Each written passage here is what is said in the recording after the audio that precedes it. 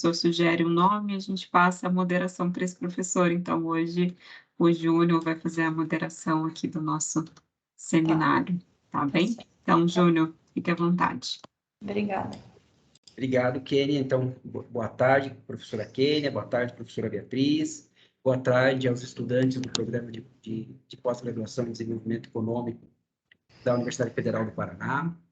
Vou fazer uma breve apresentação da professora Beatriz. A Beatriz é professora da Escola Paulista de Política, Economia e Negócios da Universidade Federal de São Paulo, Unifesp.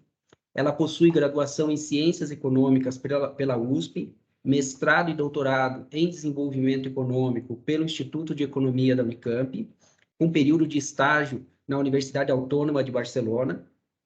Foi também pesquisadora do Programa de Pós-Graduação em Economia da Universidade Federal Fluminense, como bolsista do Programa Nacional de Pós-Graduação, de Pós-Doutorado da CAPES, e atualmente a Beatriz também é a presidente da Sociedade Brasileira de Economia Ecológica. A professora Beatriz, ela é pesquisadora nas áreas de desenvolvimento econômico e meio ambiente e economia ecológica. A professora esqueceu de colocar o livro, né, professora? Eu podia ter colocado, acabei esquecendo agora aqui. Isso faz a propaganda do livro que resultou da sua tese, é um livro muito importante, né, que teve um alcance significativo no meio que nós trabalhamos, e além disso, de ter aportado uma grande contribuição para as discussões de desenvolvimento e a questão da dimensão ecológica. Então, sem delongas, passo a palavra à professora Beatriz para sua apresentação no nosso seminário. Muito obrigado, professora. Muito obrigada, Júnior, Kênia, pelo convite. Eu estou aqui, sempre que eu tenho que usar o Teams, eu estou tentando aqui me localizar, porque a gente usa só o Meet, o Zoom, não sei o quê. Eu consegui? Compartilhou, tá. Só que então, eu estou vendo não na tela de apresentação ainda. Não? Não. Mas está para mim. Coloca no modo de apresentação. Não, para mim estava. Vou pôr de novo. Não está. Algum erro. Você tem que selecionar a tela de apresentação. É isso. Você selecionou a tela do PowerPoint. Calma. Ixi. E se eu compartilhar toda a minha tela, dá certo? Dá. Então vai assim que é mais fácil. Só que daí mostra tudo. Tudo bem, agora, não tem nada demais aqui. Agora você vai para a apresentação, isso. Agora coloca... Perfeito. Consegui. Então tá, gente. Prazer aí estar aqui na UFPR. Eu vou falar de um tema que eu não sou especialista, mas é um tema que, por uma série de... por uma conjunção, assim, de eventos e de... oportunidades, eu estou começando a estudar e eu quero propor, então, a minha apresentação aqui é mais enquanto apresentar uma agenda de pesquisa mesmo, né? Então, eu estou pensando aqui que muitos dos estudantes estão, talvez, em momento de definição de tema, não sei. E eu vou apresentar um tema que eu acho que é super relevante e que, enfim, nos próximos anos vai ser um tema de grande importância e que nós, economistas, a gente vai ter que, de alguma forma, discuti-lo aqui no Brasil, né? O tema é esse, bioeconomia da sociobiodiversidade na Amazônia. Eu não sei se é um tema que já é de conhecimento, ou todo mundo já ouviu falar, mas, enfim, é um tema que está entrando na moda. Até o Lula, acho que já falou alguma vez de bioeconomia. Então, enfim, é um tema da moda. E eu quero falar desse tema da moda também para aproveitar e fazer uma propaganda. Já que estamos aqui, eu acho que o Merchan pode fazer, né? Eu não sei, não perguntei antes, mas eu vou fazer. Por que eu não consigo passar minha tela? Ai, meu Deus. Por que eu sou tão ruim com isso? Beatriz, porque você tem que deixar na tela da apresentação.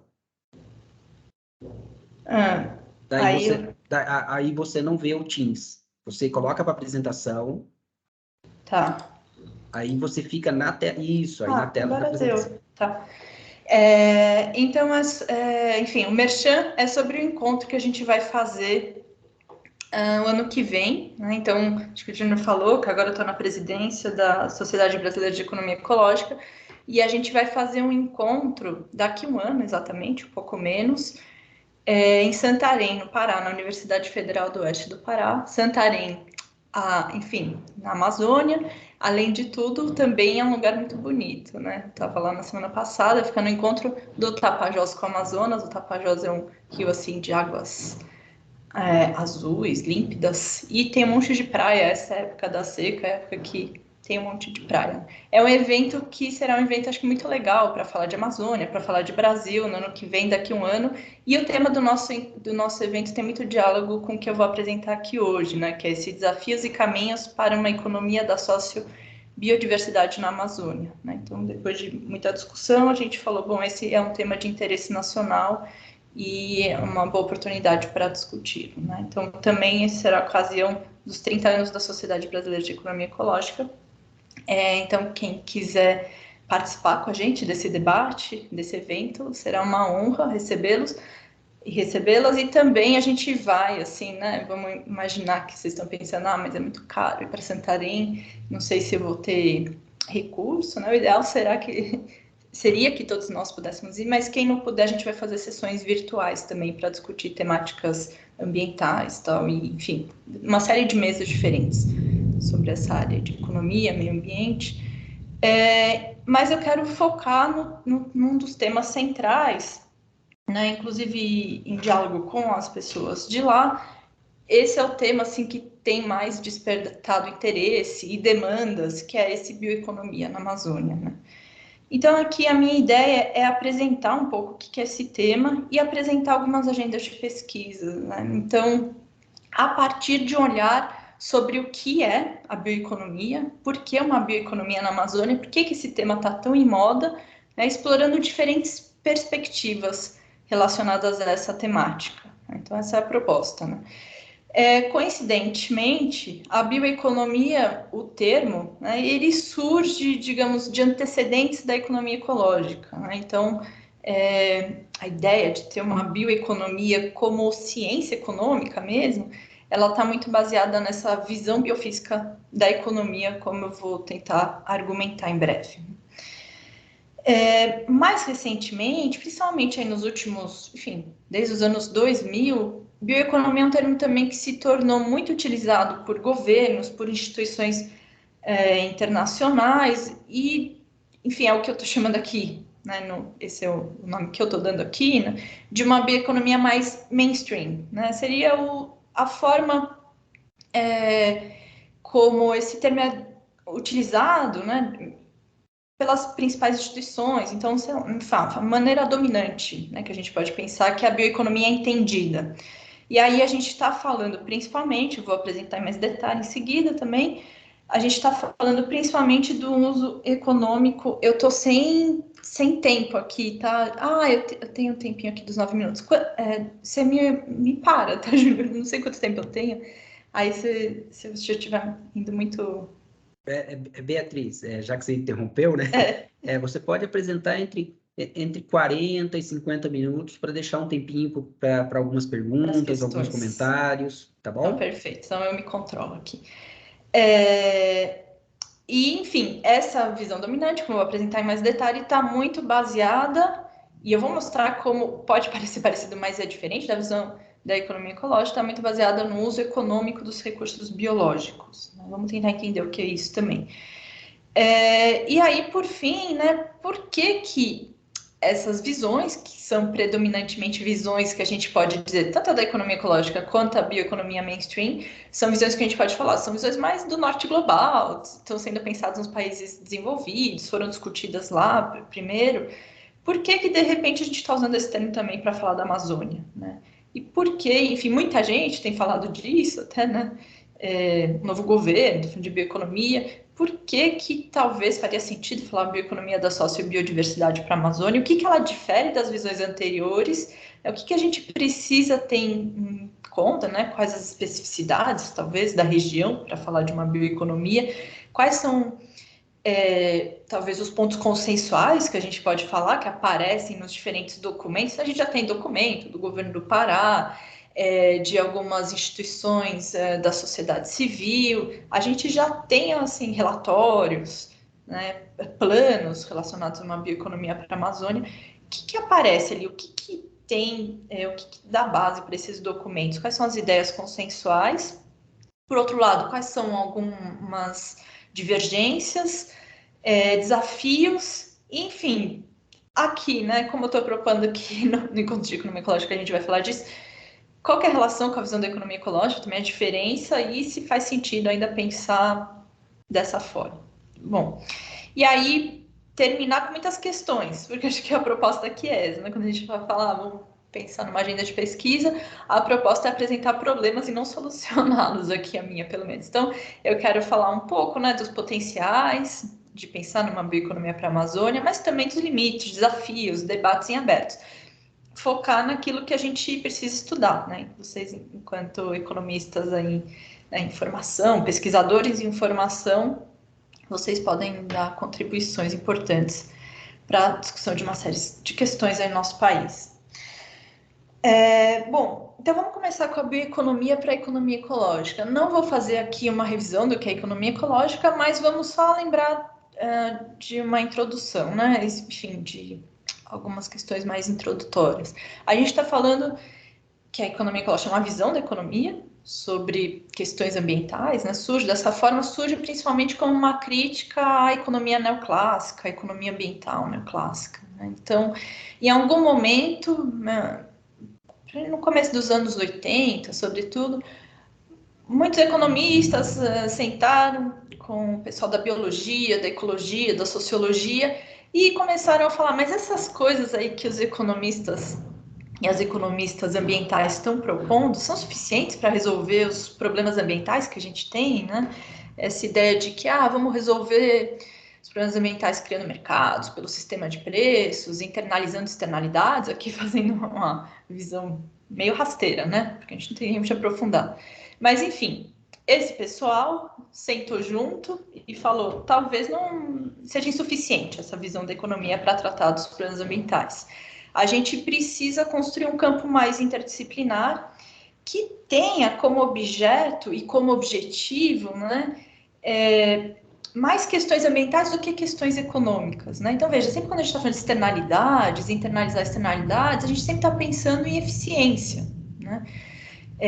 Em eficiência no sentido econômico, de ótimo de Pareto, coisas nesse sentido. O que esse pessoal, né, que não era só economista, falava, não, a gente precisa também pensar em critérios ecológicos e vamos partir para pensar a economia como se a economia fosse o que ela é mesmo, um processo de transformação de materiais e energia, né, resíduos, em poluição, né, nos produtos da economia. Não vamos pensar essa economia mais como algo isolado do ecossistema, vamos pensar a economia como subsistema do ecossistema e dessa forma a gente vai entender melhor aí os problemas que temos na economia, né? Então vamos olhar a economia a partir dessa perspectiva biofísica, que já aparece o bio, né? Então vamos olhar a economia enquanto troca de energia e matéria com o exterior. Quais são as implicações disso? Vamos tentar falar aqui de forma muito breve, né? Bom, um autor muito importante, não era propriamente um economista ecológico, mas ele antecedeu, digamos, a economia ecológica, uma das ideias mais influentes para a constituição dessa escola, né, de pensamento, é a do Georgescu-Roegen, né? Ele construiu, de certa forma, as bases que sustentam essa visão biofísica da economia. E ele estava pensando a bioeconomia, né, a gente está falando de física, ele falou, não, vamos olhar realmente enquanto os processos físicos, mas não da física clássica, dos equilíbrios, né? Vamos olhar a economia enquanto um processo termodinâmico, a economia como entrópica, né? E aí ele escreveu esse livro muito importante, que fez 50 anos ano passado, que chama A Lei da Entropia e o Processo Econômico. Ele justamente vai usar as leis da termodinâmica para tentar construir uma nova ciência econômica. Ele tinha essa ambição, né? Ele era um matemático, na verdade, romeno, com contribuições importantes para a economia neoclássica. Tal. Em determinado momento ele fala, não, a gente precisa pensar a economia de outra forma, não faz sentido, né? E ele emprega as leis da termodinâmica, ele tem essa ambição de substituir, digamos, a teoria econômica pelo que ele vai chamar de bioeconomia, já chego lá, né?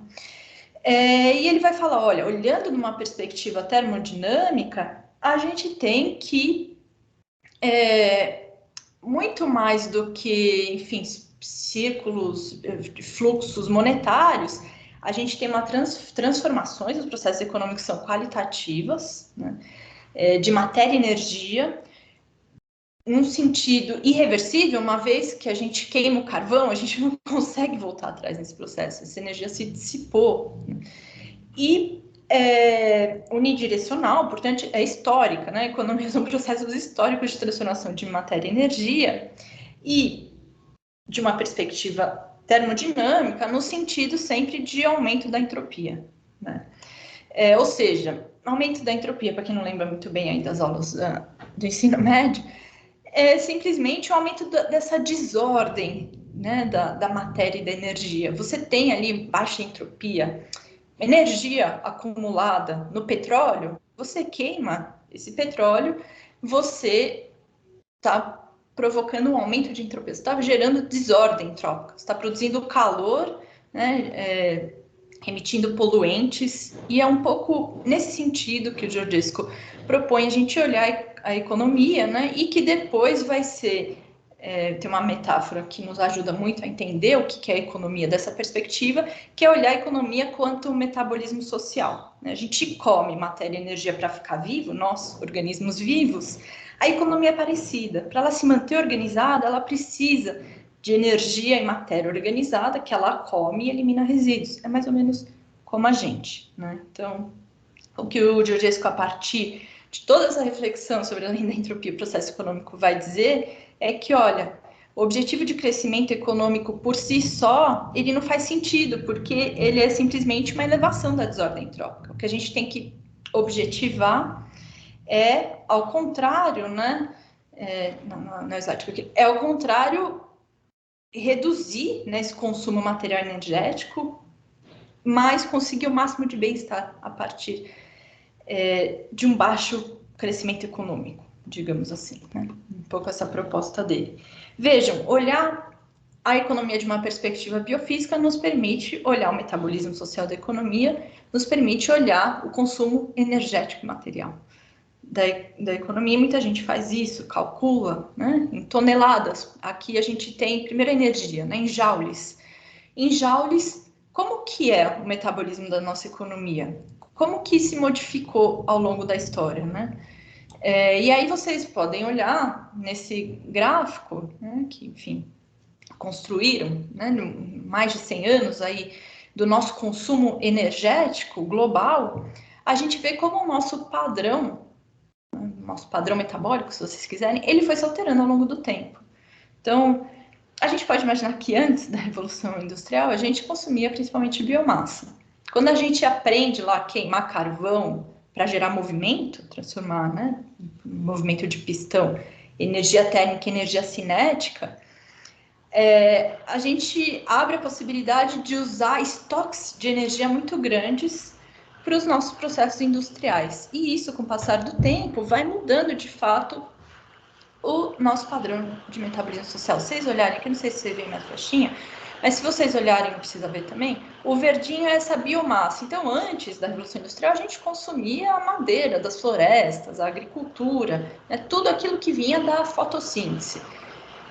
Depois da Revolução Industrial, a gente aprendeu a usar carvão e, mais para frente, petróleo, gás natural, né? Então, essas são as principais fontes, e a gente olha como, ao longo do tempo, a gente começou a usar muito mais combustíveis fósseis do que biomassa mesmo. E é lógico que tudo isso ocasionou uma série de problemas ambientais, inclusive o aquecimento climático, né, que é uma das preocupações centrais hoje, aí, né, as preocupações ambientais nossas, né? Bom, a gente pode falar, para entender esse problema, né, a partir dessa visão biofísica, que, olha, o nosso tempo econômico ficou muito mais rápido do que o tempo biogeoquímico. A gente consegue queimar um monte de estoque, né, de energia, de petróleo, de gás, de carvão, muito mais rápido do que a natureza consegue absorver os resíduos da atividade econômica. Preciso acelerar aqui. Aí parou. Vou aqui, eu volto. Bom, o consumo material é parecido, passar rápido aqui, que a gente não tem muito tempo, mas se vocês olharem lá, tem biomassa, combustível fóssil, minérios e minerais de construção. É a mesma coisa, antes era só biomassa, depois a gente muda esse padrão e a gente começa a consumir muito mais recursos não renováveis do que biomassa, né? Em alguns momentos a gente tem um rápido crescimento, inclusive recentemente, quando a gente devia estar transitando para economias mais sustentáveis, a gente teve um consumo muito acelerado, crescimento da China, etc. Mas tudo bem, a gente passa rápido e a gente chega na bioeconomia do Georgescu Roegen, né? Ele usou esse termo, mas ele falava de bioeconomia num sentido de economics, né? De ciência. Ele queria construir uma nova ciência mesmo, um novo paradigma científico que seria o dominante na economia, porque ele considerava que era muito mais adequado para falar dos problemas econômicos, ambientais nossos, né? Depois, né, essa bioeconomia também gerou o que o Georgescu chamou de um programa bioeconômico mínimo, né? Então, está muito aliada a ideia, né, que está presente na economia ecológica como um todo, de que, olha, a gente precisa não ter um crescimento econômico cada vez maior, mas a gente precisa, ao contrário, né, conseguir garantir as necessidades humanas usando menos recursos naturais, menos energia. Isso seria o programa bioeconômico mínimo do Georgescu. Ele falava, eventualmente a gente vai conseguir usar energia solar de uma forma mais eficiente, isso pode mudar um pouco, mas por enquanto que a gente tem, né, e talvez por muito tempo, ou talvez para sempre, é a necessidade de ter um padrão mais sustentável de desenvolvimento, né? E, enfim, aí ele está apontando aqui também para os limites da tecnologia, né? A gente não sabe se a gente vai conseguir usar energia solar, né? E, portanto, depender menos de combustíveis fósseis num tempo razoável, ou, enfim, se a gente vai conseguir um dia fazer isso, né? Então, de qualquer forma, a gente tem essa economia entrópica, que está dependendo sempre, né? Lembrando do organismo vivo, de mais comida, de mais materiais, mais energia. E essa era a preocupação do Georgescu, e é essa a primeira ideia de bioeconomia do Georgescu. Aparentemente, por enquanto, a gente pode pensar, não tem muito a ver com a bioeconomia da Amazônia. Não tem mesmo, a gente tem que fazer um esforço depois para voltar aqui e ver como que a gente relaciona com a bioeconomia da Amazônia. A bioeconomia mainstream, por sua vez, ela que passa muito rápido, aqui são antecedentes, digamos, do debate que a gente vai ter mais recente, dos anos 2000, 2010. Lá nos anos 90, a gente teve aquela série de revoluções da biotecnologia, da genética, assim, modificar DNA, coisas do tipo.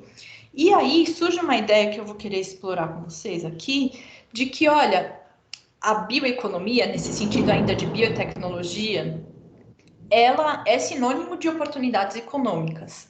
Há uma clara sinergia entre sustentabilidade e economia aqui, né? Então, lá para a economia ecológica, para o Georgescu, a gente tinha limites biofísicos à economia, né? A ideia era de oposição. A partir dos anos 90, nessa bioeconomia mainstream, que essa da biotecnologia, por enquanto, ela não é muito ambiental ainda, vai virar ambiental depois, né? Aqui a gente tem a ideia de sinergia entre sustentabilidade e economia, né? Isso vai permanecer.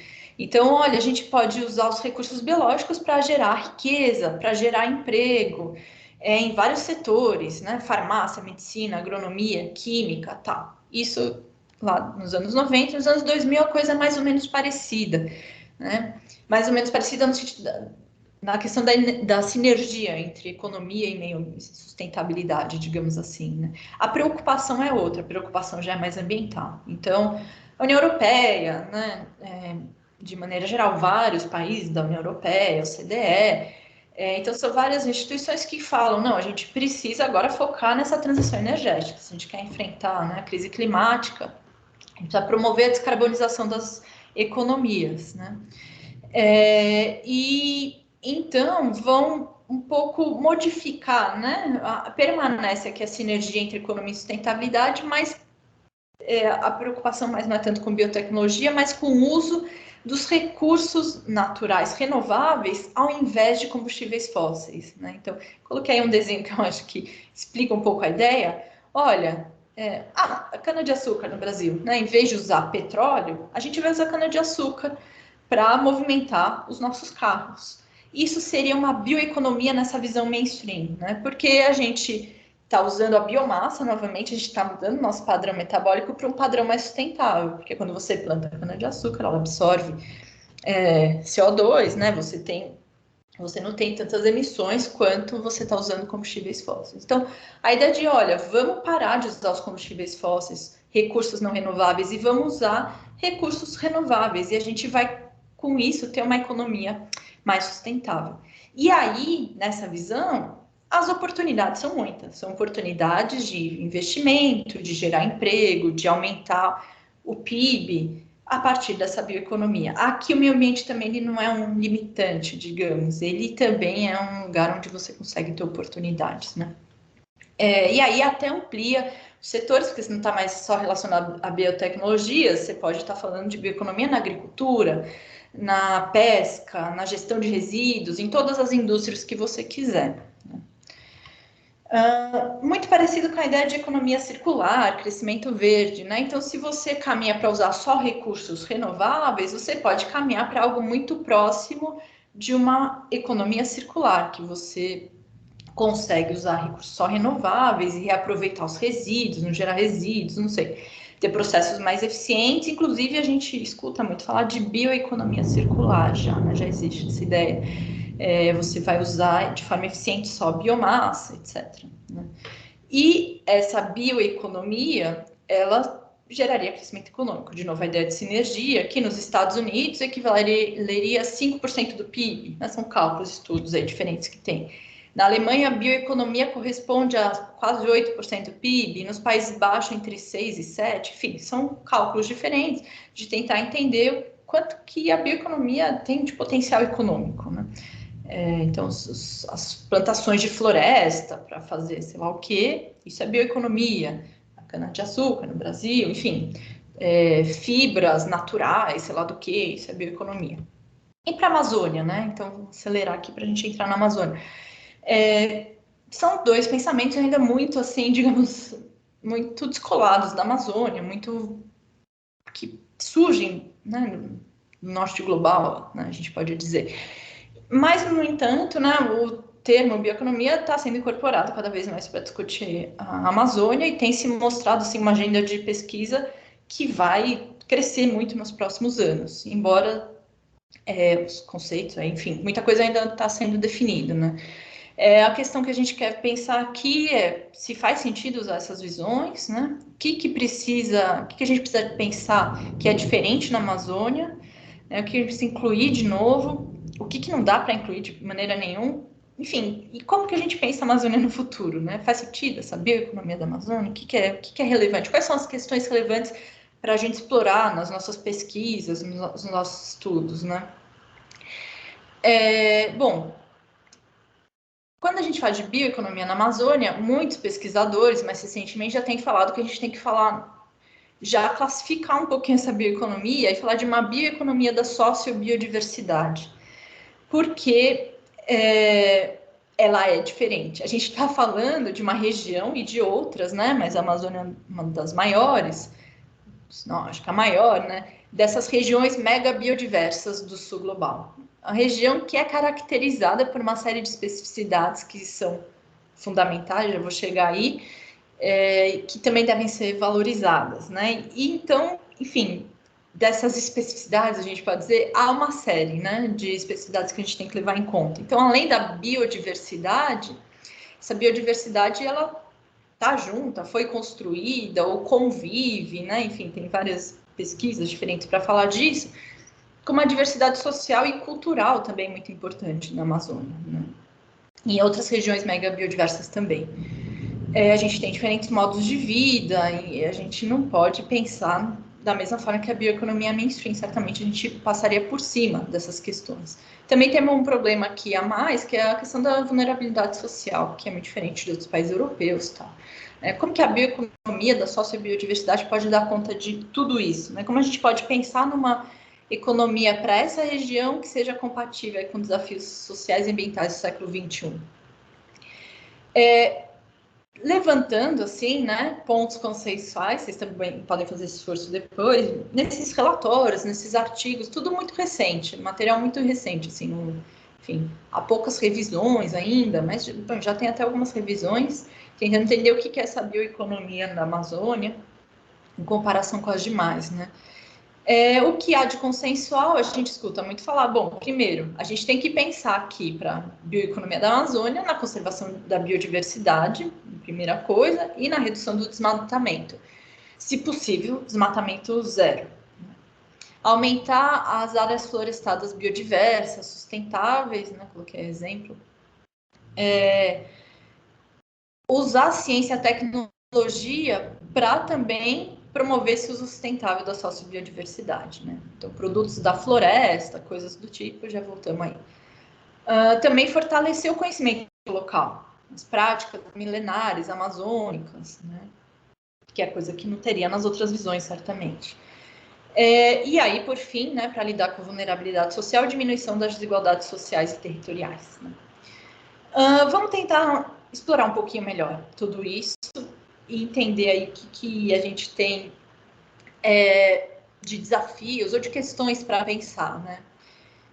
Se a gente for olhar os pontos consensuais aí da bioeconomia da Amazônia, a gente talvez pode falar que há aqui uma perspectiva otimista, se quiserem, que ainda é mais parecida com a bioeconomia mainstream, né? Então, quando a gente escuta alguém falando de bioeconomia da Amazônia, em geral, a gente vai falar, olha, eu coloquei as moedinhas lá das plantinhas por essa ideia, né? A gente consegue conservar a biodiversidade, explorar os recursos da floresta, os produtos florestais não madeireiros e promover, gerar riqueza, reduzir o desemprego, enfim, aumentar a renda local, reduzir a pobreza. Então, essa ideia de sinergia e não de limites ambientais, ela está muito presente nessa bioeconomia da Amazônia, né? Pelo menos nas visões aí mais, que a gente escuta mais, né? Também são sinergias, aqui eu estou explorando essa ideia, né? Também sinergia entre conhecimento tradicional e novas tecnologias físicas, digitais, biológicas, né? Então, a ideia de que, olha, a Natura, eu falei a Natura pelo cosmético, a gente pensa não, a Natura vai criar um novo produto a partir de um produto da floresta, mas ao mesmo tempo vai fortalecer o conhecimento tradicional, e, enfim, tudo fica muito sempre bem, né? Resultados muito bons. E também a sinergia entre o mercado e o modo de vida dos povos tradicionais amazônicos, né? Por um lado, a gente fala, não, temos práticas, conhecimento local, práticas milenares que a gente tem que preservar. Por outro lado, a ideia de que a expansão dos mercados, das cadeias de produção, da biodiversidade, elas vão fortalecer essas práticas milenares, né? Enfim, não estou aqui defendendo uma coisa ou outra, só estou aqui colocando e talvez questionando se faz sentido a gente pensar em tanta sinergia, assim, e não, às vezes, em oposição, né? Quero pensar isso a partir das agendas de pesquisa e também a partir de coisas que a gente já falou hoje sobre economia ecológica, né? Aqui estou usando uma ideia que também não é da economia ecológica. O conceito foi muito famoso das fronteiras planetárias, que é lá do pessoal de Estocolmo, do Centro de Resiliência, né? Tem 2 pesquisadores lá famosos, Stephen Hawkstrom, que lideraram essa pesquisa, que hoje é uma pesquisa das mais famosas, assim, é uma grande revisão para entender, seria uma atualização dos limites biofísicos, dos limites ambientais, uma atualização para pensar de forma mais abrangente em todos os limites ou todas as fronteiras planetárias que talvez a gente tenha hoje, que são desafios para a gente, né? A ideia é a seguinte deles, né? Cada uma dessas fronteiras, né, são problemas importantes que a gente tem que olhar, porque se a gente transgredir qualquer uma delas, a gente pode estar se colocando em risco na nossa existência enquanto humanidade. Eu coloquei aí, eu já coloquei economia Danit, mas eu chego aí. Mas eu coloquei o lado de fora dessa rosquinha aí, né? A gente tem as fronteiras planetárias estudadas por esses pesquisadores. Então, a gente tem mudanças climáticas lá em cima, que a gente sabe que é uma muito importante e que a gente não sabe se a gente já transgrediu ou não. A gente tem outras, como a acidificação do oceano, poluição química, ciclo do fósforo do nitrogênio, está relacionado à agricultura, uso de água doce, conversão de terra, que é desmatamento, né, perda da biodiversidade, poluição, etc. E algumas delas, né, então veja, aqui muito parecido, né, estamos incorporando essas fronteiras planetárias para continuar pensando a economia como subsistema do ecossistema global, né, na visão da economia ecológica. E aqui a gente tem, né, fronteiras muito importantes para quando a gente vai pensar em Amazônia, que na visão mainstream da bioeconomia não aparecem de maneira tão importante, né? Vamos dizer o seguinte, para deixar mais claro, um exemplo, né? Eu falei para vocês, a cana-de-açúcar, né, monoculturas de biomassa seriam bioeconomias na visão mainstream. Para a Amazônia, a gente tem que tomar cuidado, porque uma das fronteiras planetárias que provavelmente a gente já transgrediu é a perda da biodiversidade. Então, na Amazônia, é muito importante a gente não transgredir, é muito importante a gente preservar a biodiversidade. Mesma coisa para desmatamento, né? Então, também lá tem outra fronteira planetária que a gente pode transgredir, essa conversão de terras, né? E é lógico, mudanças climáticas, pelo menos 3, provavelmente outras aí são relevantes também para a gente pensar na Amazônia, mas estou chamando a atenção para 3 que são 3 fronteiras críticas, já meio transgredidas, digamos assim, né? E aí, uma questão que eu coloco já, né? Eu vou colocar poucas questões que eu também não vamos ter muito tempo, mas uma questão primeira que eu coloco para a gente pensar é que, olha, a gente tem que não transgredir essas fronteiras e, ao mesmo tempo, vou empregar aqui para simplificar o pensamento, ao mesmo tempo a gente tem que satisfazer as necessidades sociais das pessoas que vivem na região. E aí a gente está falando de garantir, podemos falar nesse sentido, de garantir alicerces sociais. Estou empregando aqui o termo da Kate Harvey, economista inglesa, que escreveu esse livro muito famoso, best-seller Economia Dunnett. Esse desenho é do livro. E vocês veem que de um lado tem o teto ecológico e do outro lado a fundação social. Podemos empregar um pouco essa ideia para olhar, olha, a gente tem que satisfazer tudo isso também para as pessoas que vivem na região amazônica, então, desde garantir a segurança alimentar, saúde, educação, renda, habitação, enfim, direitos políticos, uma série de questões, sem ultrapassar as fronteiras planetárias. O que eu estou procurando questionar aqui é se a ideia de sinergia entre esses dois lados ela nos é útil para entender qual é o tamanho desse espaço justo e seguro, nas palavras de Kate Harvey. Então, o meio do Dunnett é onde a gente tem que ficar. A gente tem que ficar nesse meinho, que é o espaço justo e seguro para a humanidade. O espaço justo e seguro para a humanidade, na Amazônia, talvez seja difícil da gente conseguir, é um equilíbrio fino, talvez, porque a gente não pode prejudicar a biodiversidade, mas a gente tem que garantir melhores condições de vida. Não sei se é tanto sinergia. Vocês podem, enfim, me questionar, e aqui a proposta é essa, estou levantando questões. Ou se é um espaço muito estreito, que é difícil a gente atingir e que os nossos desafios são realmente importantes, e por isso, inclusive, é importante a gente pesquisar, né? Se a gente for olhar, continuo com a Kate Harvey aqui, que eu gosto desse gráfico dela, né? Em que ela está comparando, por um lado, os objetivos sociais que foram alcançados e, de outro lado, as fronteiras biofísicas que foram transgredidas.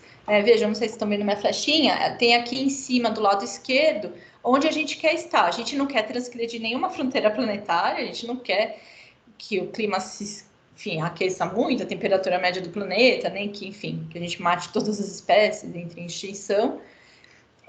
Mas a gente quer atingir aqui todos os objetivos sociais possíveis ali dos alicerces sociais.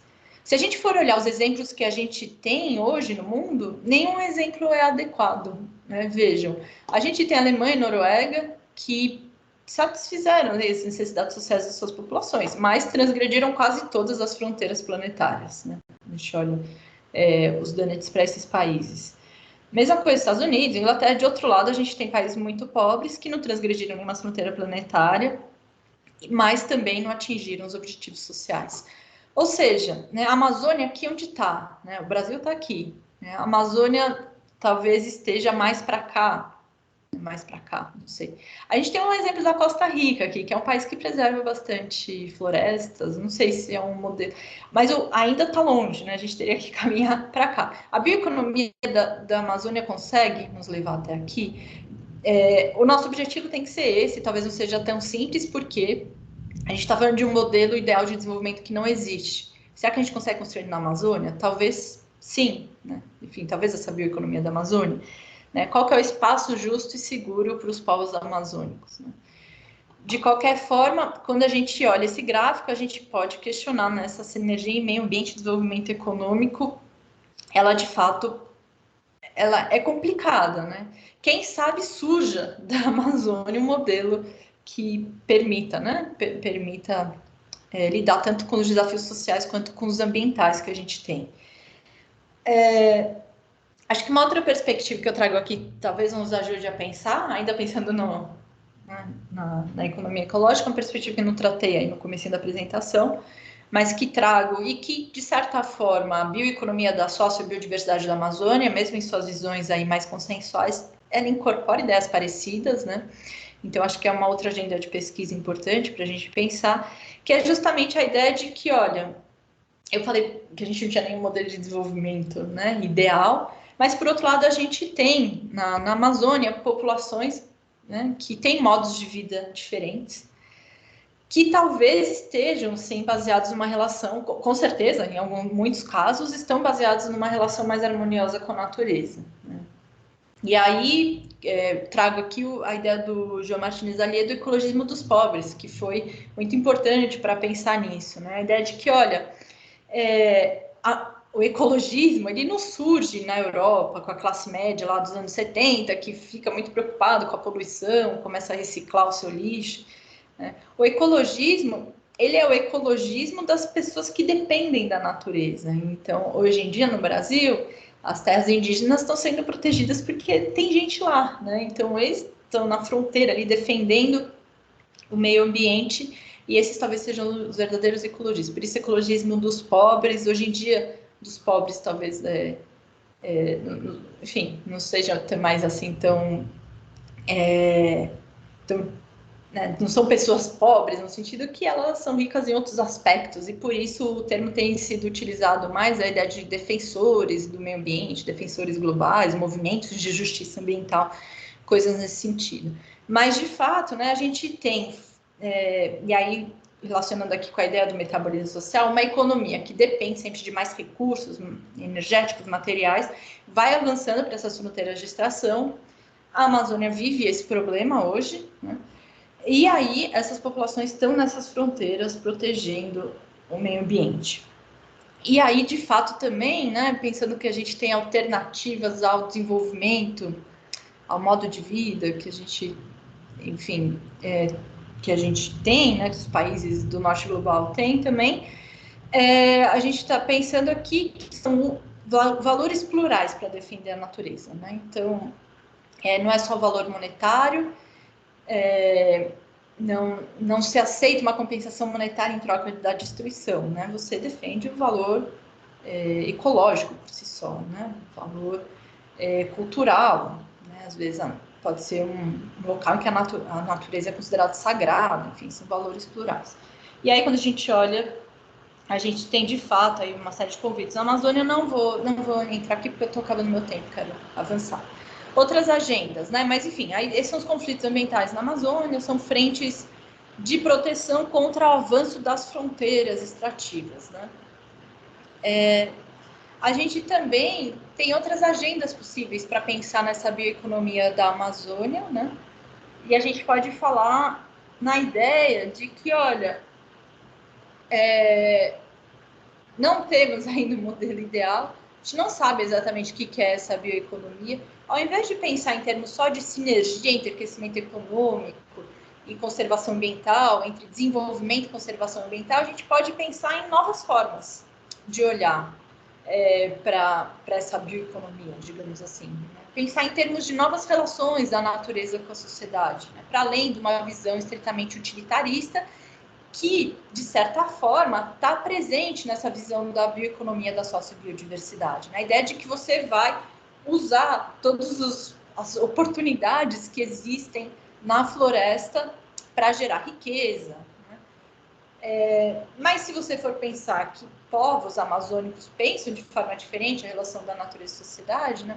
Isso não é uma frente também para a gente pensar para além dessa ideia de usar todos os recursos, da sinergia entre conservação e meio ambiente? Não sei, essa é a questão. A ideia dos direitos da natureza também, né?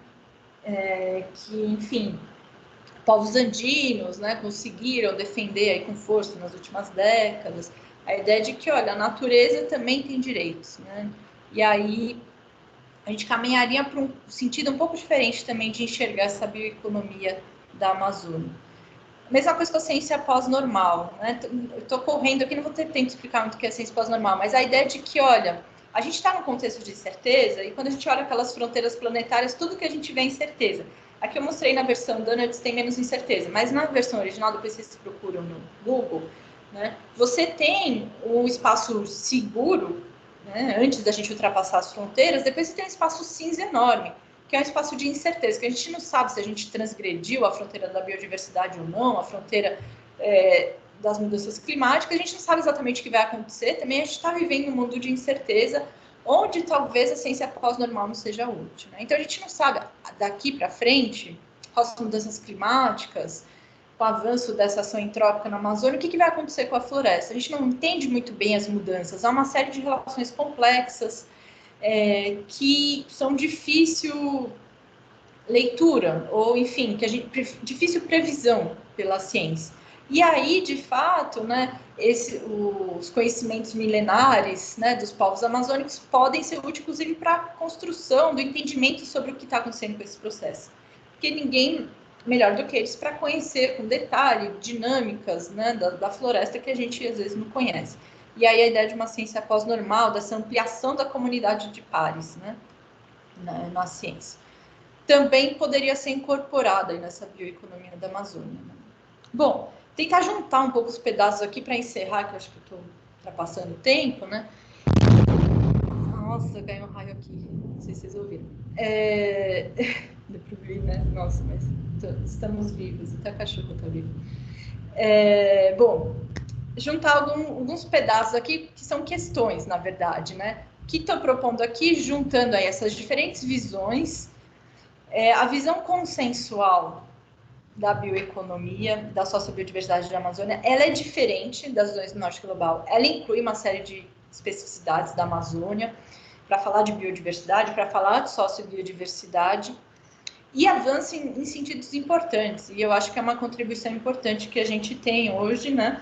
E por isso que a gente está discutindo aqui também. Então, acho que tem sido um avanço importante, mas o que eu quero propor aqui é se ela não é excessivamente otimista, esse é um questionamento, em apontar essas sempre sinergias entre conservação e desenvolvimento, entre conhecimentos tradicionais e novas tecnologias, mercados, a gente vê sempre as sinergias, né? A árvorezinha aí com os dinheirinhos. Por outro lado, a gente tem, né, e a gente empreguei aqui a ideia de limites, de conflitos ambientais, que estão presentes em algumas contribuições da economia ecológica e em outras, para a gente pensar também que há trade-offs importantes que são difíceis, que a gente precisa olhar para eles, que são desafios, digamos, a gente precisa compreender e conseguir entender melhor esses trade-offs, né?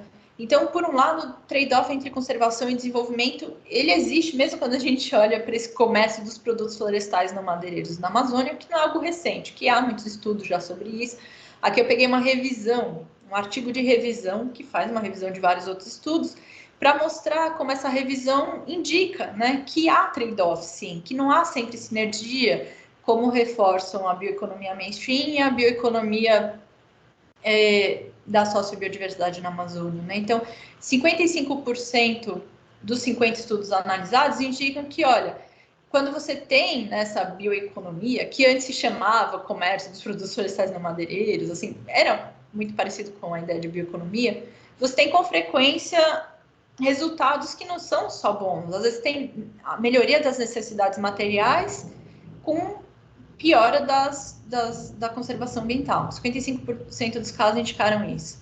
Em alguns casos você tem resultados que são ruins para os dois, e em outros casos você tem sim sucesso, mas não é sempre, né? Não é a maioria dos casos que você tem a sinergia.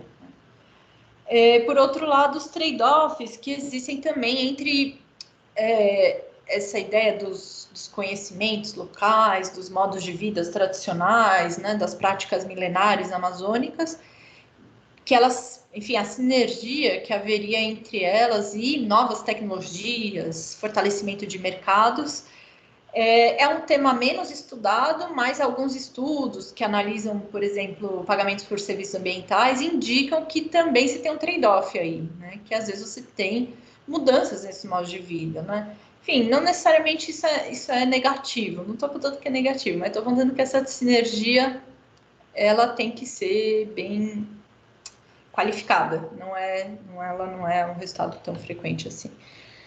Só para tentar, eu acho que eu acabei meu tempo, né? Mas enfim, aqui só para juntar um pouco algumas coisas, né? Essa ideia da economia como subsistema do ecossistema planetário, enfim, a gente tem todas as bioeconomias nos ajudam a lidar com o problema da transição, né? Que a gente precisa conseguir não transgredir todas as fronteiras planetárias, né? Os ideais seriam não transgredir nenhuma. E a bioeconomia é importante em todas as suas versões nesse sentido, né? Na minha visão, questões que eu coloco, a bioeconomia mainstream apresenta alguns limites, porque só fala de sinergias, e a coisa não é bem assim quando a gente vai olhar, estudar, de fato, essas questões, né? A ideia de que, olha, você consegue, né, aproveitar a oportunidade, usar os recursos renováveis, ter crescimento econômico, resolver os problemas ambientais. As evidências não apontam, né, que é sempre assim. A bioeconomia da sociobiodiversidade, ela é muito importante, né? A gente precisa discutir isso agora no Brasil, acho que a gente vai discutir isso. Convido vocês a discutir isso com a gente, né? Quem sabe em Santarém. Eu devia ter colocado, fiz um merchan horrível, porque eu devia ter colocado, porque Santarém é lindo, eu devia ter colocado a praia, Alter do Chão, para vocês terem vontade de ir no congresso. Depois vocês procuram as fronteiras planetárias e Alter do Chão no Google. E aí, enfim, mas acho que a gente tem que se questionar, estudar principalmente, né? E, enfim, analisar melhor esses limites, conflitos, trade-offs, coisas assim que são contrárias da sinergia. Eu termino aqui, deixei uma questão final que também não é tão relevante.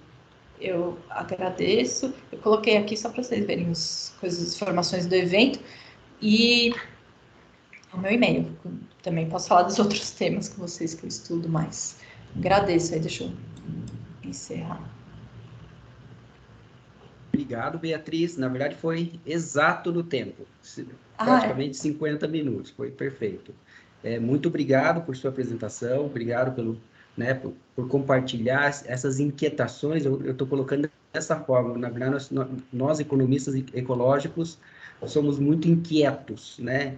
E como nós consideramos como pressuposto básico, né, de que a realidade é complexa e necessita de um pensamento complexo, não temos respostas imediatas, são respostas que são construídas, né, ao longo do tempo e não de maneira individual. E com isso acabamos ficando mais com inquietações do que respostas. Mas não quero monopolizar a moderação, né? Então eu abro a palavra aos estudantes do PPGDE, a própria professora Kênia, para comentar ou fazer algumas questões. Já temos aqui uma primeira, a Belisa, se eu me lembre, porque não estou vendo a imagem dela aqui, é a Belisa, que foi minha estudante na graduação. Belisa, você tem a palavra. Sim, é ela. Oi, tudo bem? Tudo bom, professor? Olá, professora. Muito interessante e importante essa pesquisa. Me ouvem? Estão me ouvindo, né? Muito importante essa pesquisa. A minha questão é em relação à abertura do diálogo internacional, do debate internacional, né, a essa abordagem mais heterodoxa, né, e inclusive decolonial, né, dessa questão amazônica, de trazer as questões locais. Eu penso que, pensando acabou de ocorrer a COP, né, 27, pensando nesses debates, a minha dúvida é se porque me parece que os debates ainda estão muito centrados na monetização, na questão do mercado de carbono, a questão das perdas e danos, né? Também tudo muito monetizado, né? Eu queria saber a abertura para essas discussões mais abertas, eu não sei, por ignorância mesmo, eu não sei se lá essas discussões são tão prementes, que me parecem bastante importantes, assim, é essa a questão. Obrigada, eu perdi seu nome. Belisa. Belisa. Obrigada, Belisa, que está bem atrás do negocinho. Eu respondo uma de cada vez ou colhe mais? Responder já. Não, pode responder. Daí, caso surjam outras, eu vou abrir o microfone. Obrigado, Belisa. Muito obrigada, muito legal sua questão. Muito boa pergunta. Eu acho que você tem total razão, é super marginal, na verdade, né? Me parece. Veja, o que eu estou discutindo aqui talvez seja a margem da margem, porque já é marginal, já tem sido colocada nesse sentido, né, aqui no Brasil, a ideia de que, olha, a gente precisa de uma bioeconomia diferente. Então, a gente tem os relatórios lá da União Europeia, não sei o quê, os governos principalmente da Europa, mas agora os Estados Unidos mais também, documentos da OCDE, que falam de bioeconomia no sentido de monocultura, né, plantações de floresta, e isso tem se desenvolvido na Europa, de certa forma, né? A bioeconomia da sociobiodiversidade nasce já se contrapondo, né, já é a margem, se contrapondo a esse debate da bioeconomia do norte global. Uma publicação importante que teve para fazer isso foi no painel científico da Amazônia, que era a ideia de fazer um IPCC da Amazônia e tal. O professor Abramovay, um monte de gente, também gente da Amazônia, propuseram um pouco essa discussão de que, olha, é preciso, para além, né, de pensar a bioeconomia no sentido que está se pensando no norte global, a gente precisa pensar para essas regiões mega biodiversas, que é questão diferente. Então, acho que já é marginal.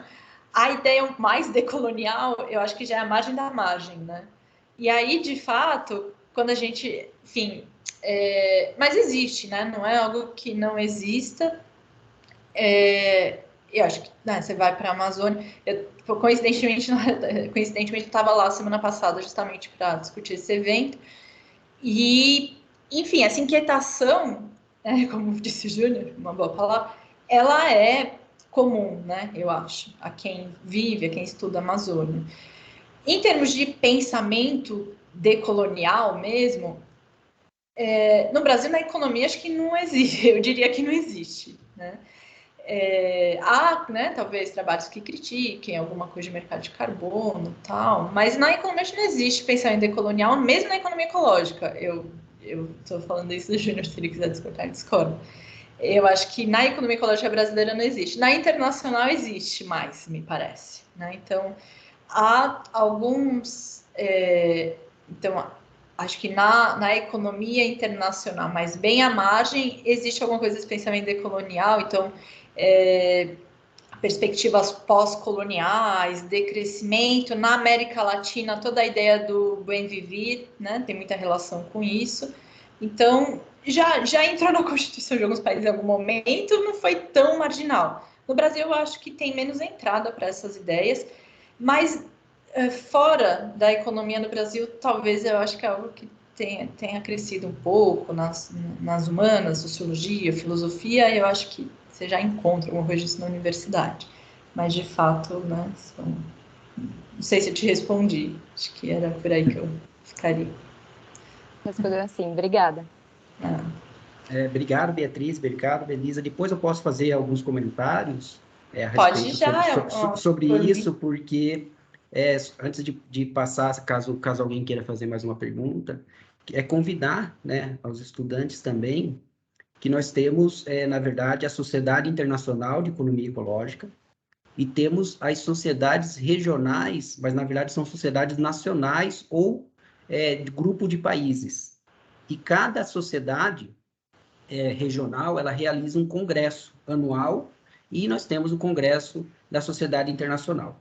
Em 2023, será realizado o congresso também da Sociedade Internacional na Colômbia, e nós temos, como eu falei, os congressos regionais. Depois eu falo um pouco que eu tenho participado dos congressos regionais aqui na América do Sul, e temos tido um debate muito interessante. Então, o que eu queria era convidar vocês a conhecerem né, a Sociedade Internacional de Economia Ecológica, obviamente conhecer a Sociedade Brasileira de Economia Ecológica, mas também conhecer as sociedades regionais, porque a economia ecológica, ela não é um grupo de consenso único, de uma abordagem única. Na verdade, quando né, nós temos discutido muito isso na economia, de uma abordagem mais plural, eu acredito que não existe uma abordagem tão plural quanto a economia ecológica.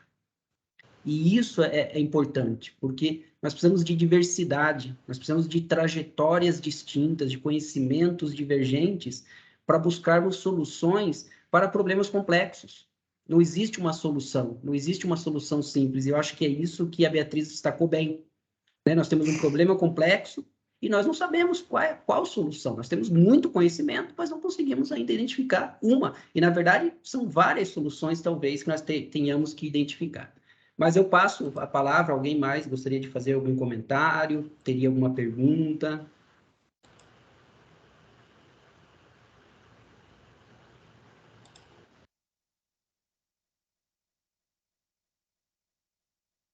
Enquanto o pessoal pensa, Beatriz, temos mais algum tempinho ainda, né, Kênia? Vou fazer só uns comentários. Nos últimos anos, eu consegui viabilizar a participação nos congressos da Sociedade Andina de Economia Ecológica, que engloba a Colômbia, Peru, agora está englobando o Chile, os países ali, né, que estão, vamos dizer assim, que tem a Cordilheira dos Andes, né, como parte de sua composição.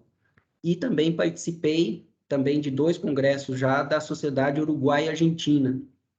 E esses debates que a Beatriz destacou, vamos dizer assim, mais heterodoxos, no sentido do termo, eles ocorrem nessas sociedades, nos congressos delas. São congressos, Beatriz, bem distintos dos nossos, te coloco assim. Eles estão discutindo coisas muito mais heterodoxas. Participei do último agora, que foi em Cali, na Colômbia, do terceiro congresso da Sociedade Andina, e adianto, o tema transversal do debate foi ecofeminismo. Todo o debate foi pautado na perspectiva ecofeminista. Foi incrível, assim, uma abordagem de fronteira, uma abordagem com sustentação teórica, sustentação metodológica, assim, muito enriquecedor, te abre novos horizontes, novas perspectivas de soluções, de abordagens. E aí, né, como não temos outra pergunta, eu queria te colocar uma pergunta, Beatriz, talvez provocadora. É o seguinte, será que um pouco desta dificuldade de encontrarmos, né, de fato, soluções para os problemas que nesse momento afligem, né, de fato, a sociedade, até podemos mencionar, né, infelizmente, o que aconteceu aqui no Paraná nessa madrugada, né, nessa noite, né, tivemos um grande deslizamento de terra, que, na verdade, vários deslizamentos de terra, que nesse momento o Paraná está isolado do litoral, a região do litoral do Paraná está isolada, né, não sabemos até o momento a quantidade de vítimas, só que isso não é novo, né, e esse tipo de evento tem sido recorrente, ou seja, já entrou numa nova sistemática da ocorrência desses eventos, e que não são desastres naturais, né? Na verdade, eu até escrevi um artigo a respeito disso, em que eu trato que a problemática ambiental hoje, na verdade, o risco ambiental, ele já é endógeno. Ele é um risco ambiental endógeno, ele não é mais exógeno, ele não é mais uma externalidade. Ele já está internalizado e é decorrente do que nós fazemos. E aí, nesse sentido, Beatriz, será que nós mesmos, da economia ecológica, né, que nós propomos uma abordagem diferente, será que nós também não somos vítimas de estarmos presos a essa abordagem convencional? E eu vou te ilustrar com uma questão seguinte. Por exemplo, quando nós falamos de desenvolvimento da Amazônia, nós olhamos, por mais que nós tenhamos uma perspectiva crítica, em grande medida nós estamos usando um conceito de desenvolvimento convencional, em grande medida. Quando nós usamos, por exemplo, na própria discussão da Amazônia, por exemplo, um grande objetivo, vou colocar entre aspas aqui, que nós colocamos, é justamente a geração de emprego, por exemplo. Mas eu sempre coloco a seguinte pergunta, quando criamos a economia, lá nos primórdios da sociedade, quando nós, bem nos primórdios mesmo, será que este foi um objetivo, este é um dos objetivos da economia, geração de emprego? Eu estou colocando essas questões porque, por exemplo, no Congresso da Sociedade Andina, o Eric, lá da Noruega, apresentou um trabalho muito importante um trabalho sobre o trabalho, em que ele coloca questões do seguinte, na avaliação do conceito trabalho, tá bom? Ele coloca que nós precisamos, talvez, de novos conceitos para enfrentar essa realidade, que, por exemplo, o trabalho, quando nós só falamos da perspectiva remunerada. E as outras atividades humanas que estão fora do mercado? Elas estão fora da nossa análise. Então, quando falamos de desenvolvimento da Amazônia, estamos falando dos trabalhos remunerados. Então, é nesse sentido. Será que nós também, Beatriz, não somos vítimas da nossa própria crítica? Nós estamos criticando a economia convencional, mas nós estamos presos a ela também. Ou seja, a economia ecológica só existe em razão da existência da abordagem convencional. Não sei se consegui ser claro na complexidade aí dessa reflexão que eu acabei sendo direcionado por essas participações dos congressos andinos e Uruguai e Argentina. Obrigada, Júnior.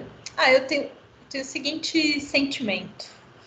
Eu acho que a gente estava num momento tão crítico no Brasil, para pensar a Amazônia, para pensar qualquer coisa, que, de fato, a constituição de uma frente ampla para a defesa da Amazônia, a gente tendia, nem tem espaço para discutir, Eu acho que se, dependendo do resultado das eleições hoje, a gente não estaria, eu não estaria propondo essa discussão de bioeconomia da Amazônia, porque a gente não teria espaço, Eu acho que agora, enfim, acho que vamos ter anos muito difíceis pela frente, acho que a situação continua complicada, mas eu acho que agora a gente tem algum espaço para discutir. Eu vou dar um exemplo, de quando eu estava agora lá, de um caso que eu acho que ajuda a pensar algumas questões que você colocou, e algumas questões que agora a gente pode discutir, mas que antes nem dava, não tinha espaço para discutir,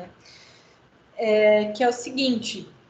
Então, essa bioeconomia da Amazônia, em geral, trabalha mesmo com essa perspectiva de aumento de renda, de aumento do emprego, a partir do uso da biodiversidade da floresta e da conservação da biodiversidade. Aí tem lá perto de Santarém, não estou perto, mas na região ali, tem um caso que foi o Instituto Socioambiental, o ISA, que faz trabalhos super importantes na Amazônia, em outros lugares do Brasil, conseguiu auxiliar uma comunidade a explorar, fazer um óleo, eu acho, da castanha, se não me engano, um óleo da castanha. E isso deu meio certo, assim, recentemente, não sei quando começou esse projeto. E eles vendem agora bastante óleo, e quem faz a intermediação, inclusive, ainda é a instituição,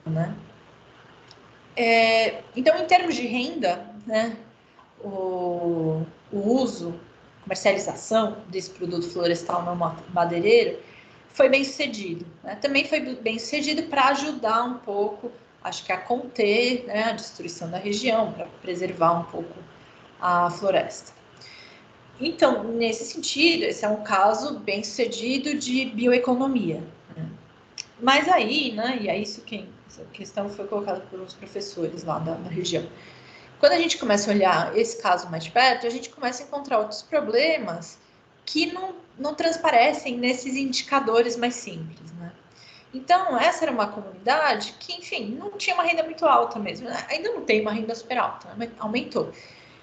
Não tinha uma renda muito alta, mas eles viviam um pouco da subsistência, digamos. Tinham roçado, tinham várias culturas diferentes, exploravam outros produtos da floresta. Mas uma vez que eles começaram a conseguir vender bem o óleo da castanha, houve uma especialização. E hoje em dia todo mundo só faz isso. E eles perderam, de certa forma, a autonomia que eles tinham, né? Tudo bem, não era o ideal as condições de vida que eles viviam lá, né? Mas eles tinham uma autonomia maior. Hoje eles têm uma dependência. E se há algum problema na cadeia, né? Se eles não conseguem vender esse óleo, eles conseguem alternativa. Então, são outros aspectos, eu acho, que estão relacionados a modos de vida diferentes, né? Ao que do curso de desenvolvimento econômico, a gente estuda muitos autores do desenvolvimento econômico que falavam, né, da existência de um setor de subsistência, sempre de uma maneira negativa, que era um setor de baixa produtividade. Como economistas, a gente tem de ter esse olhar, né? A gente vai formar em economia, a gente fala, né? O setor de subsistência, o setor capitalista, o setor de baixa... O Furtado, todo mundo aqui leu Formação Econômica do Brasil. O Furtado fala desse jeito, né? Quando a gente está estudando a economia açucareira, né? O açúcar, setor de exportação, setor de alta produtividade, aí tem a pecuária e o setor de subsistência ali no Nordeste e tal. Hoje, talvez, né, há outros aspectos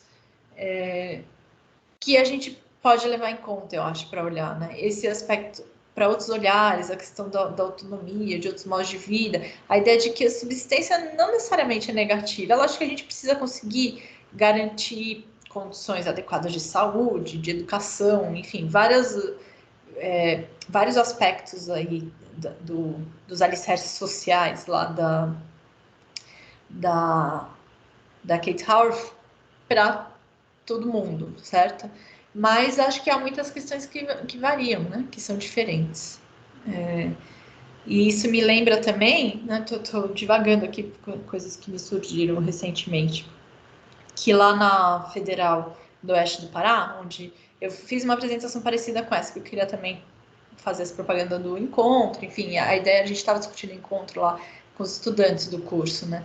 E lá os estudantes, eles são maioria da região, e tem muitos estudantes que são de comunidades ribeirinhas, tal, né?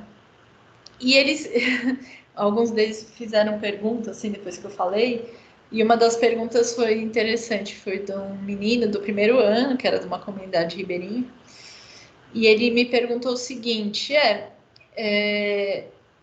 lá, né, enfim, ele falou que agora eles tinham energia elétrica, bateria, né, energia solar, se era melhor eles terem ou não terem, porque a televisão, ele falou, a televisão contamina os pensamentos, enfim, muito... Não lembro exatamente a palavra que ele usou. Aí eu falei, olha, eu não sei quem tem que dizer que é melhor para você. Ele falou, eu acho que piorou. Eu falei, não sei, quem tem que dizer o que é melhor, né, para vocês? Tem que ser vocês, né, de acordo com o modo de vida de vocês. Eu acho que não temos que ter a ideia, de fato, de que mais emprego, mais renda é sempre melhor. A gente tem que ter respeito à autonomia, né, das diferentes comunidades. E eu acho que isso a gente tem dificuldade, enquanto economista, de ter. A gente tem que ver tudo de forma monocriterial, né? Então, de fato, acho que são questões relevantes que ficam aí para a gente pensar. Acho que agora a gente tem espaço para pensar, para debater, e as questões não são simples, de fato. Obrigado, Beatriz. Na verdade, temos muitos desafios. Se ninguém tem mais, né, algum comentário, alguma pergunta, passo a palavra para a professora Kênia. Obrigada, Júnior. Obrigada, Beatriz. Beatriz, obrigada pela apresentação, foi bastante interessante. As inquietações, eu acho que são bem pertinentes, né? Todas as inquietações são bem pertinentes. Recentemente, a gente estava exatamente numa discussão assim, com um grupo bem mainstream, né? tentando exatamente colocar um número para bioeconomia, e aí a discussão era porque tinha uma pessoa da área financeira que ela ia traduzir o número que a gente ia dar para o mercado ainda. Então, não era nem o suficiente que o pessoal da economia mainstream desse algum número, né? Ainda tinha que ter alguém para traduzir isso para o mercado e para vender a ideia de bioeconomia para o mercado. Então, acho que é exatamente o ponto. Por mais que exista essa ideia de que a gente conversou com as comunidades, no final das contas, o que está sendo procurado ali na comunidade é exatamente se existe alguma alternativa econômica, passando muito por cima, né, do que a comunidade realmente quer. Acho que é uma discussão extremamente relevante que a gente precisa, agora que temos espaço, levar isso muito adiante. Exatamente. Então, obrigada, Beatriz, obrigada por ter aceito, obrigada pela fala, obrigada, Júnior, pela indicação. E, pessoal, a gente finaliza nossos seminários agora com o seminário da Beatriz, então, e aí a gente volta ano que vem, lá por março, eu volto a mandar convites para vocês dos seminários. Então, muito obrigada, bom final de ano para todo mundo. Eu e Júnior e todos os professores, a gente vai estar aqui na universidade até o final do ano, que a gente tem graduação até dia 23 de dezembro, né? Então, a gente ainda encontra com vocês aí nos corredores. E hoje também, daqui a pouco, a gente vai ter uma apresentação sobre os resultados nossos do PPGD no Quadriênio. Então, todos os alunos e alunas estão convidados. Eu acho que é muito importante ver esses resultados, ouvir um pouco sobre esses resultados, já que todo mundo aqui é parte do programa. Então, até mais, pessoal. Boa tarde. Obrigada. Até a Obrigado. próxima. Tchau, tchau. Tchau, Beatriz. Tchau a todos e todas. Tchau, tchau. Obrigada, gente.